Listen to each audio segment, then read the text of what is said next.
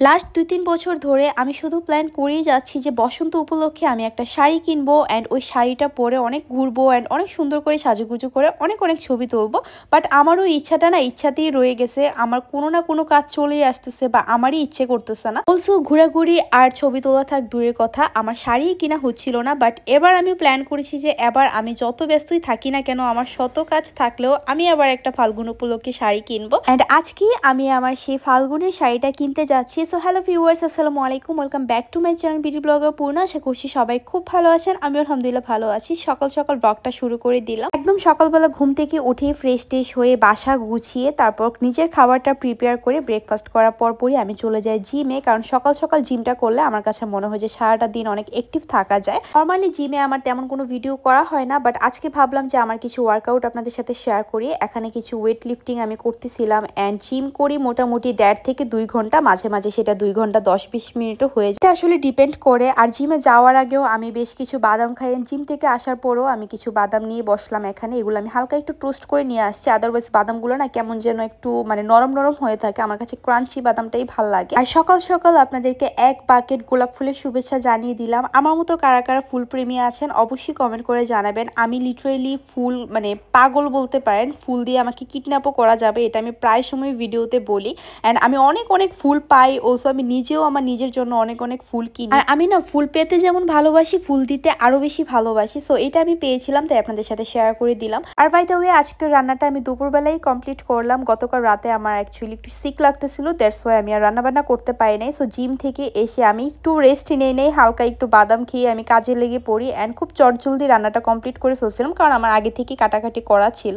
So আমি ফুলকপি আলু টমেটো দিয়ে বড় একটা রুই মাছ রান্না করেছি। আর আমি যখন রান্না করি কখনোই এক বেলার জন্য বা 2 বেলার জন্য রান্না করি না, মিনিমাম 3-4 বেলার জন্য রান্না করে ফেলি, যেন আমাকে আগামী 1-2 দিন রান্না করতে না হয়। আর এখানে আমি একটু কি বলে এটা কি মিষ্টি কুমড়া ভাজি করব। আমার কাছে মনে হয় যে মানে সব শাকসবজি থেকে সবচেয়ে বেশি কঠিন হচ্ছে মিষ্টি কুমড়া কাটা, বিকজ এটা অনেক বেশি শক্ত থাকে। বাট এটা রান্না করতে অনেক বেশি ইজি অ্যান্ড খুব তাড়াতাড়ি কিন্তু হয়ে যায়।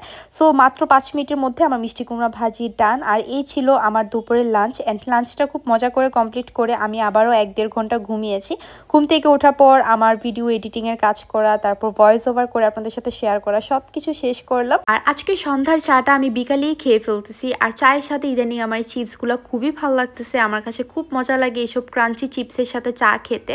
সো আমি কয়েকটা চিপসও ভেজে নিচ্ছি। চিপসগুলো আমি কিছুদিন আগেই কিনেছিলাম, আপনাদের সাথে অলরেডি শেয়ার করেছি, বাট খাওয়া হয় না আর কি। আজকে ভাবলাম চায়ের সাথে কয়েকটা ভেজে খাই। আচ্ছা, আপনারা কি একটা জিনিস খেয়াল করেছেন যে আগে আমি যে এখানে 3-4 কাপ চা খেতাম পার ডেতে, এখন কিন্তু আমি প্রতিদিন এক বেলাই চা খাই, অ্যান্ড সেটা হচ্ছে সন্ধ্যা বা বিকাল বেলায়। এরপর কিন্তু আমি আর কোনো চা খাই না। আর সকালবেলা চাটা টোটালি আমি অফ করে দিয়েছি। অ্যান্ড একটু কষ্ট হয়েছে, এখনও আমার কষ্ট হয় চা দেখলে, লিটারেলি আমার লোল পরে খাওয়ার জন্য। বাট কিচ্ছু করার নাই, আমি নিজে একটু অ্যাভয়েড করতেছি। চা শরীরের জন্য অনেক বেশি ক্ষতিকর, but I don't think so আমি একেবারে চা ছেড়ে দিতে পারবো। সেই জন্য আমি জিনিসটাকে একটু মেনটেনের মধ্যে নিয়ে আসছি। প্রতিদিন এক বেলাই আমি চা খাই। আর আজকে চাটা একটু আর্লি খেয়ে ফেলছি অ্যান্ড ঘুম থেকেও একটু আর্লি উঠে গেছি, কারণ আজকে আমি যাব নিউ মার্কেটে হকার্স মার্কেটে। আমি আম্মুর শাড়ি বলেন, ঈদের যত শাড়ি কেনাকাটা করা হয় সব শাড়ি, প্লাস হচ্ছে গিয়ে আমি নিজের জন্য যদি শাড়ি কিনে আমি ওই মার্কেট থেকে শাড়ি কিনি, কারণ ওইটা হচ্ছে আমার মতে মানে ঢাকার মধ্যে সবচেয়ে বড় অ্যান্ড সবচেয়ে কালেকশনওয়ালা একটা মার্কেট, যেখানে সব রেঞ্জের শাড়ি আপনারা পাবেন। টু বি অনেস্ট, আজকে না আমার শাড়ি একদমই পছন্দ হচ্ছিল না। আর যাই পছন্দ হচ্ছিল সব পার্টি ওয়্যার পছন্দ হচ্ছিল, খুব এক্সপেন্সিভ টাইপের শাড়িগুলো পছন্দ হচ্ছিল। বাট আমি বাসা থেকে ঠিক করে নিয়েছিলাম আমি খুব মিডিয়াম রেঞ্জের মধ্যে একটা শাড়ি নিব। সুতি টাইপের যে হালকা পাতলা শাড়িগুলো আছে না, সবাই শুটের জন্য ফাল্গুন উপলক্ষে পরে, ওই টাইপের একটা শাড়ি নেওয়ার প্ল্যান ছিল। বাট কি থেকে কি মানে আমার চিন্তা ভাবনা কি হলো আর কি কিনে নিয়ে আসলাম একটু পরে আপনারা বুঝতে পারবেন। আমি অনেক এক্সপেন্সিভ একটা শাড়ি কিনে নিয়ে চলে আসছি। এমনটাই হয় আমার সাথে, আমার যা পছন্দ হয় তা যদি আমি কিনতে না পারি আমার মানে কেমন কেমন জানি লাগে।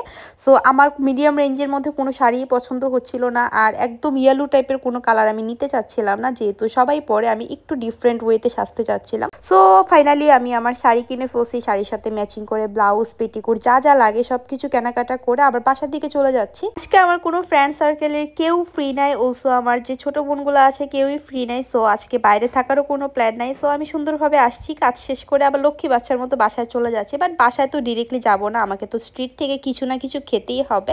সো ভুট্টা দেখে ভাবলাম একটু ভুট্টা খেতে খেতে একটা ভুট্টা নিয়ে বাসায় চলে যাই। আর এই ভুট্টাটা আমার এত পছন্দ, মানে ভুট্টাও শেষের দিকে সিজন চলে যাচ্ছে আর এখন আমার অনেক বেশি পছন্দ লাগতেছে, জিনিসটা দেখলেই খেতে খেতে ইচ্ছে করে। আর আমার কাছে না বেবি কর্নটা থেকে একটু যে টাইট বা শক্ত যে কর্নটা সেটা খেতেই ভালো লাগে। আপনাদের কার কোনটা পছন্দ কমেন্ট করে জানাবেন।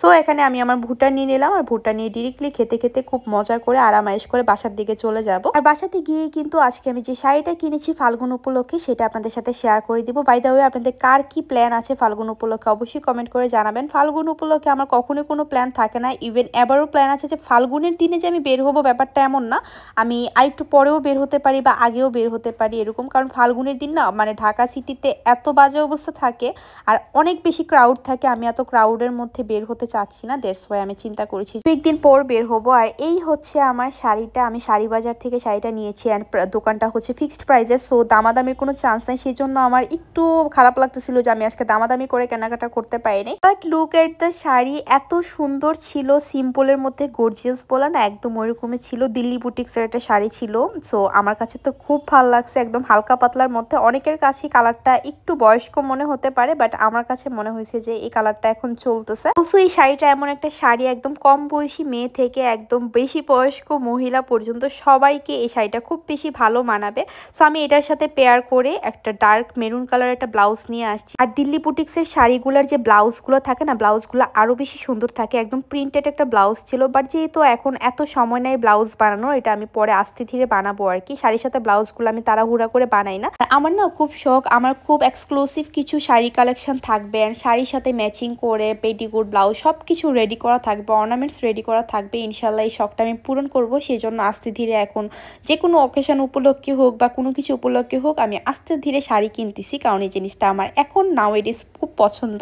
বাই দ্য ওয়ে, শাড়িটা আপনার কাছে কেমন লেগেছে অবশ্যই কমেন্ট করে জানাবেন। শাড়ির সাথে ম্যাচিং করে দোকানদার আঙ্কেলরাই কিন্তু পেয়ার করে পেটিকোট তারা প্রোভাইড করে থাকে, মানে প্রোভাইড করে বলতে আপনাকে টাকা দিয়ে কিনে নিতে হবে, মানে ওদেরকে বললে ওরা ম্যাচিং করে আপনাদেরকে পেয়ার করে দিবে, বাট অবভিয়াসলি ওদেরকে পে করতে হবে ওইটার টাকা। আমি প্রাইসটা বলে দিচ্ছি, পেটিকোটার প্রাইস রেখেছিল 500 টাকা। ব্লাউজটা আমি গাউসিয়া মার্কেট থেকে নিয়েছি, ওখানে রেডিমেড ব্লাউজের মানে অভাব নাই, অনেক অনেক টাইপের ব্লাউজ। সো আমার ব্লাউজটার প্রাইস রেখেছিল 800 টাকা। আর আমার এই সুন্দর শাড়িটার প্রাইস রেখেছে 4000 টাকা। আমি জানি প্রাইস নিয়ে আপনাদের অনেক বেশি কোয়ারি থাকবে, সেই জন্য ব্লগের মধ্যেই প্রাইসটা বলে দিলাম। তারপর আবারও আমি বাসাতে এসে নিচে নামতে হয়েছে, স্বপ্নে যেতে হয়েছে, কারণ আমার টুকটাক কিছু কেনাকাটার ছিল। প্রোটিনের যে গুড নাইট গুলা সেটা শেষ হয়ে গেছিল, তারপর কিছু সোপ নিয়ে আসলাম ডিফারেন্ট ফ্লেভারের। আর পরোটা ছাড়া তো আমি একেবারে অচল, পরোটা একেবারে শেষ হয়ে গেছিল। তারপর হচ্ছে গিয়ে একটা পরোটা নিয়ে আসলাম, আর আমার কিছু পছন্দের আইসক্রিম অলরেডি আমি 2টা খেয়ে ফেলছি আনার পর।